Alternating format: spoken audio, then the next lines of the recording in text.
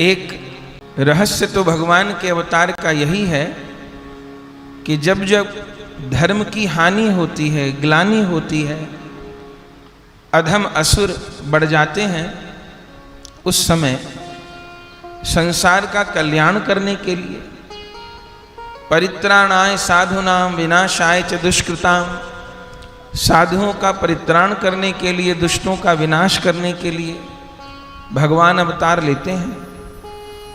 पर ये बाह्य कारण है, ये मुख्य कारण नहीं है, ये आंतरिक कारण नहीं है। क्यों? अरे जिन प्रभु के संकल्प से अनंत ब्रह्मांड बनते हैं और बिगड़ते हैं, वे केवल किसी असुर को मारने के लिए आते हैं, ये बात तो समझ नहीं आती। श्री राम केवल रावण को मारने के लिए अवतार लिए, ये बात तो समझ नहीं आती। क्योंकि रामायण जी में लिखा है, ब्रह्मांड निकाया निर्मित माया रोम रोम प्रतिवेद कहे। भगवान के एक एक रोम में अनंत अनंत ब्रह्मांड है। तो रावण ब्रह्मांड से बाहर तो नहीं है। किसी एक ब्रह्मांड की, किसी एक पृथ्वी पर, किसी लंका का राजा ही तो रावण था। तो जिस ब्रह्मांड के, जिस पृथ्वी के लंका में रावण रहता था, भगवान उसी रोम को ऐसे हाथ से कर देते तो वंश सहित रावण का संहार हो जाता। तो केवल रावण को मारने आए हों ऐसी बात नहीं है। श्री कृष्ण केवल कंस को मारने के लिए अवतार लेते हैं ऐसी बात नहीं है। तो क्यों लेते हैं अवतार? असुरों को मारते हैं, वह भी प्रयोजन है, पर मुख्य प्रयोजन नहीं है। मुख्य प्रयोजन क्या है? मुख्य प्रयोजन है अपने भक्तों को प्रेम देना, अपने भक्तों पर कृपा करना। एक उदाहरण से अच्छे से बात समझ में आएगी कि एक सेठ जी अपने पैतृक गांव से 1000 किलोमीटर दूर कहीं शहर में रहते थे। वहीं कारोबार किया और वहीं पर सेटल हो गए। 10-20 साल हो गए नगर में रहते हुए। 10 साल बाद सेठ जी का जब वो पैतृक गांव था, वहां से विवाह का निमंत्रण पत्र आया। देखा, पता चला गांव के मुखिया जी की बेटी का ब्याह है, बुलाया है। सेठ जी सोचने लगे, चलो चलते हैं। पैतृक गांव से आए हुए 10 वर्ष हो गए। अपने सब मिलने जुलने वाले सब रिश्तेदार तो गांव में ही रहते हैं। मुखिया जी की बेटी के ब्याह में भी हो आएंगे और अपने सब रिश्तेदारों से भी मिलाएंगे, सबसे मिलना हो जाएगा। तो 15 दिन का समय लेकर के सेठ जी अपने पैतृक गांव में गए, 1000 किलोमीटर दूर। ठीक, ब्याह अटेंड किया, सबसे मिले जुले, बहुत अच्छा लगा। 15 दिन का समय लेके गए थे। तभी ध्यान आया कि हमारी जो पैतृक हवेली है, हमारा जो पैतृक घर है, वो भी पिछले 10 साल से बंद पड़ा है। अब आए हैं तो क्यों ना घर भी साफ करते चले। इतने दिन से घर बंद पड़ा है, जाले लगे हैं, गंदा हो रहा है। तो उन सेठ जी ने 2-4 सफाई कर्मचारियों को लिया और घर की सफाई भी कराने लगे।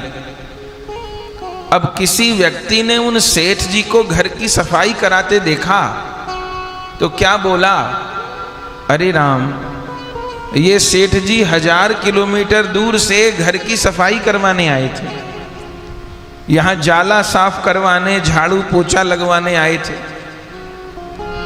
क्योंकि उसने ये करते देखा। पर आप बताइए, सेठ जी 1000 किलोमीटर दूर क्या उस हवेली को साफ कराने गए थे? ना, वो तो मुखिया जी की बेटी के ब्याह में गए थे। अपने रिश्तेदारों से, अपने लोगों से, अपने मित्रों से, अपने प्रेमियों से मिलने गए थे। और फिर जब देखा कि घर भी गंदा पड़ा है, चलो लगे हाथ सफाई भी कर देते हैं। ऐसे ही श्री राम रावण को मारने नहीं आते, तो क्यों आते हैं? बोले भय प्रगट कृपाला दीन दयाला कौशल्या हितकारी। रावण के हितकारी नहीं लिखा, इसका मतलब ये नहीं कि रावण का उद्धार नहीं करते, करते हैं, पर रावण को मारना मुख्य कारण नहीं है, कौशल्या जी की गोद में खेलना मुख्य कारण है। चूंकि दशरथ कौशल्या जी ने मनु शत्रुपा जी के रूप में नैमिषारण्य में 28,000 साल तप किया है कि भगवान लाला बन के आए और हमारी गोद में खेलें। इसलिए भय प्रगट कृपाला दीन दयाला कौशल्या हितकारी, अपनी मां का हित करने के लिए, कौशल्या जी से अर्थ माने भक्तों का हित करने के लिए। तो श्री राम केवल रावण को मारने नहीं आते, वो कौशल्या जी को सुख देने के लिए, वो विश्वामित्र जी का यज्ञ पूरा कराने के लिए, वो सीता जी के साथ विवाह करने के लिए। अरे श्री राम आते हैं केवट की नौका में बैठने के लिए, श्री राम आते हैं शरभंग जी को दर्शन देने के लिए, सुतीक्ष्ण जी को दर्शन देने के लिए। श्री राम आते हैं शबरी के बेर खाने के लिए, क्योंकि वो साकेत में बैठे बैठे शबरी मां को सुख नहीं दे सकते। सुतीक्ष्ण जी को दर्शन देने के लिए श्री राम आते हैं शबरी के बेर खाने के लिए, क्योंकि वो साकेत में बैठे बैठे शबरी मां को सुख नहीं दे सकते। शबरी मां के गुरुदेव ने कहा है तू राम राम करना, तेरी कुटिया पे राम आएंगे। तो वो इच्छा कैसे पूर्ति करेंगे भगवान? वो तो अवतार लेके करना पड़ेगा।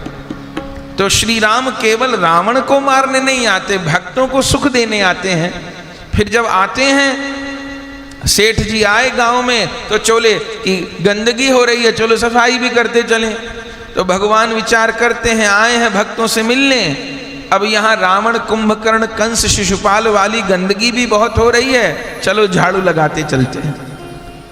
तो श्री कृष्ण केवल कंस को मारने नहीं आते, वो तो यशोदा जी की गोद में खेलने के लिए आते हैं, वो तो ब्रज भक्तों को सुख देने के लिए आते हैं, वे तो रास विहार को प्रकट करने के लिए आते हैं। ये असुर संहार लीला आनुषंगिक है, केवल असुर संहार प्रभु और माध्यम से भी कर सकते हैं। तो समझ में आने वाली बात यही है कि भगवान भक्तों को सुख देने आते हैं, भक्तों से मिलने आते हैं।